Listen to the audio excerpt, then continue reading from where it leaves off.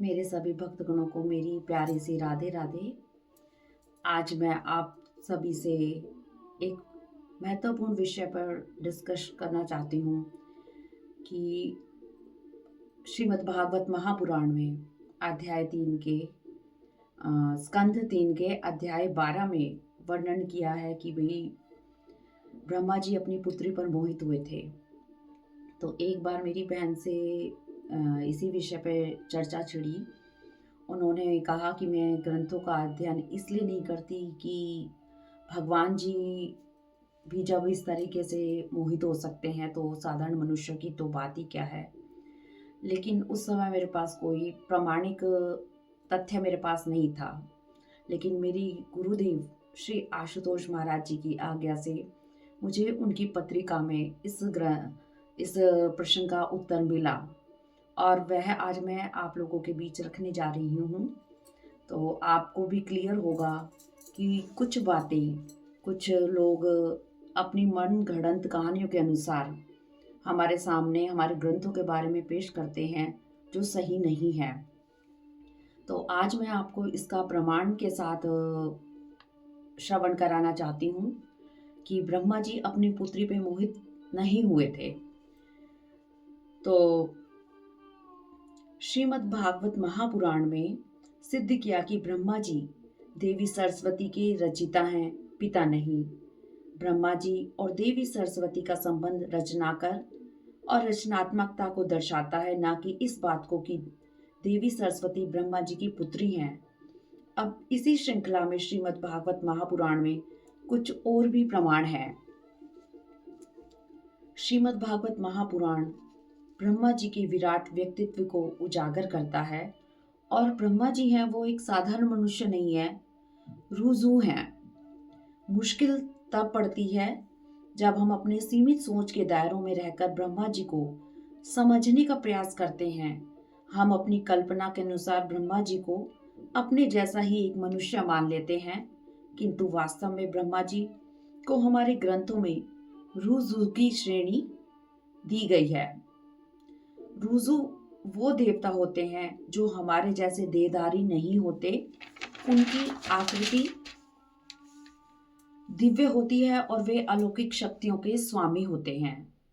श्लोक 26 और 27 स्कंद 3 के 12वें अध्याय का जो श्लोक 26 और 27 है, उसमें ब्रह्मा जी के भिन्न भिन्न अंगों से भिन्न भिन्न कृतियों के उत्पन्न करने का वर्णन है, जैसे भौहों से क्रोध, मुख से देवी सरस्वती इत्यादि। जरा सोचिए, क्या हमने ब्रह्मा जी की तरह अपने किसी भी अंग से किसी को उत्पन्न करने की क्षमता है? निसंदेह नहीं है। इससे यह स्पष्ट होता है कि जिन ब्रह्मा जी को हम एक इंसान के रूप में सोच रहे हैं, वे वास्तव में एक रुजू हैं। इसलिए उन पर मानवीय संसार के नियम लागू नहीं होते। इसी कारण ब्रह्मा जी के मुख से सरस्वती जी का उत्पन्न होना एक सृजन क्रिया को पुत्री पिता का मानवीय संबंध बताना एक संकीर्ण और गलत सोच को दर्शाता है। एक तथ्य यह है, ये वैज्ञानिक मत है कि चिकित्सा विज्ञान के अनुसार पुत्री कौन होती है।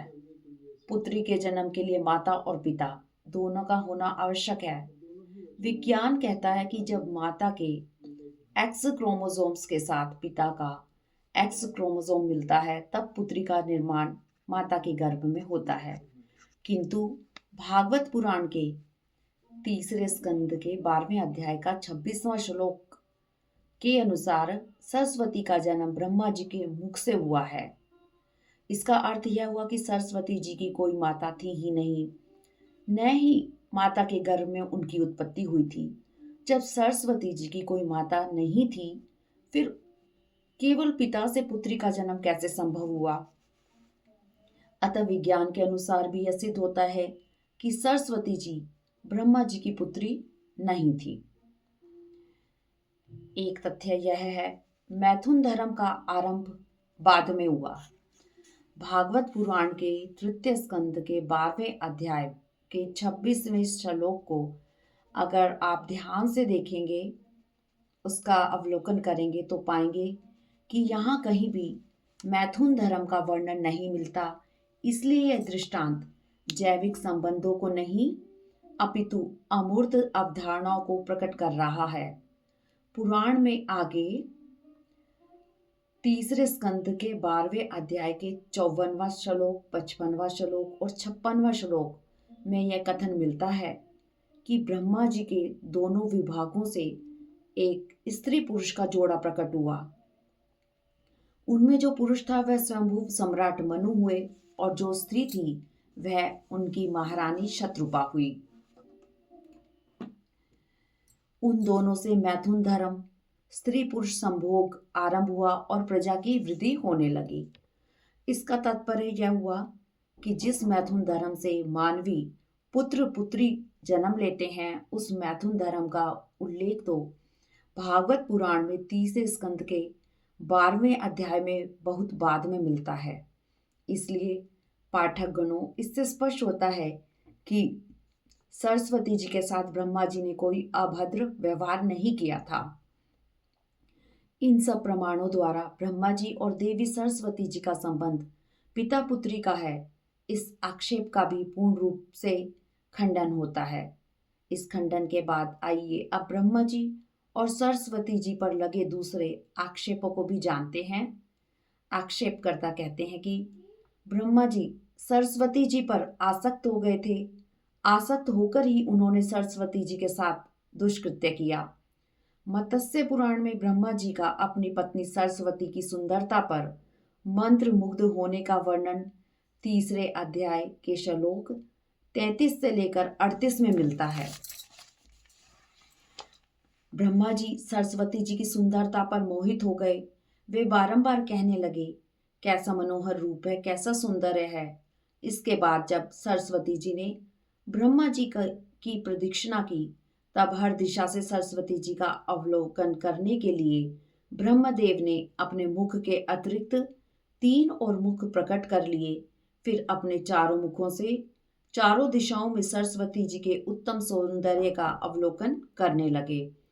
इस श्लोक के बाद श्लोक 39 में एक गूढ़ संदेश को दिए ऐसा वर्णन मिलता है कि सरस्वती जी का इस प्रकार बार बार अवलोकन करने के कारण ब्रह्मा जी द्वारा सृष्टि रचना के लिए जो अत्यंत उग्र तप किया गया था, उसका सारा फल नष्ट हो गया। फिर मत्स्य पुराण में 4.11 और 4.12 में लिखा गया, उस समय अपने इस कर्म से प्रजापति ब्रह्मा लज्जा से अभिभूत हो गए और कामदेव को शाप देते हुए कहते हैं, क्योंकि तुमने अपने काम बाणों से मेरे मन को अशुद्ध किया, इसलिए भगवान रुद्र शीघ्र ही तुम्हें भस्म कर डालेंगे। इन श्लोकों से यह प्रमाणित होता है कि ब्रह्मा जी ने देवी सरस्वती को केवल आसक्त दृष्टि से देखा भर था। इन श्लोकों में कहीं भी यह नहीं आया कि उन्होंने देवी सरस्वती का स्पर्श किया था या उनके साथ दुष्कृत्य किया। किंतु हमारे पुराण तो इतनी शुभ्रता को लेकर चलते हैं कि ब्रह्मा जी ने जब सरस्वती देवी को आसक्त भाव से देखा तो उन्हें लज्जा आई और उन्होंने पश्चाताप किया, और चूंकि आसक्ति रखना गलत है, इसलिए ब्रह्मा जी की सारी उग्र तपस्या का फल नष्ट हो गया। किंतु आगे इसी दृष्टांत में यह आता है कि देवी सरस्वती ब्रह्मा जी को प्रणाम करती हैं और फिर अपने आप को उन्हें समर्पित करती हैं। तब ब्रह्मा जी उनका पानी ग्रहण करके उन्हें पत्नी रूप में स्वीकार करते हैं। इस पूरे दृष्टांत में यह सिद्ध होता है कि ब्रह्मा जी ने सरस्वती जी के साथ कोई दुर्व्यवहार नहीं किया। अतः हम भागवत पुराण के संदर्भ में ब्रह्मा जी पर आरोपित आक्षेप का खंडन करते हैं।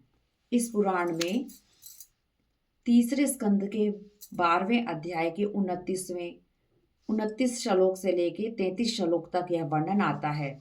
ब्रह्मा जी के काम मोहित होने पर उनके पुत्र मारीच ने उन्हें समझाया, पिताजी आप अपने मन में उत्पन्न हुए काम के दुष्कर पाप को रोकें। ऐसा तो आपसे पूर्व किसी ब्रह्मा जी ने नहीं किया और न ही करेंगे। आप जैसे तेजस्वी पुरुषों को ऐसा काम शोभा नहीं देता। अपने पुत्र मारीच आदि प्रजापतियों को इस प्रकार कहते देख ब्रह्मा जी बड़े लज्जित हुए और उन्होंने अपने शरीर को उसी समय छोड़ दिया। इसलिए किसी भी आक्षेप को लगाने से पहले हमें सोच विचार कर लेना चाहिए कि यह सृष्टि ऐसे ही नहीं चल रही है, उसके पीछे तर्क और वितर्क अवश्य होते हैं। अगर आपको लगता है कि यह उचित नहीं हुआ है, तो अपने वेदों और पुराणों का अध्ययन करो, उसको जानने का प्रयास करो कि यह कार्य ऐसे क्यों हुआ है।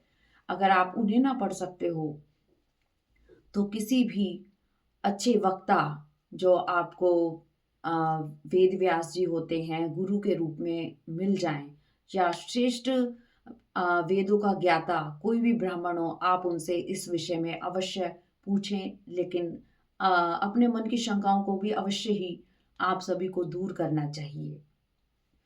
मेरी सभी भक्तों को राधे राधे। अगर आपके मन में भी कोई प्रश्न किसी भी प्रमाण से रिलेटेड आता है, तो आप मुझसे अवश्य पूछें और कमेंट बॉक्स में अवश्य लिखा करें कि यह पुराण आपको सुनने में कैसा लग रहा है और आपको इससे किस चीज़ की प्राप्ति हो रही है।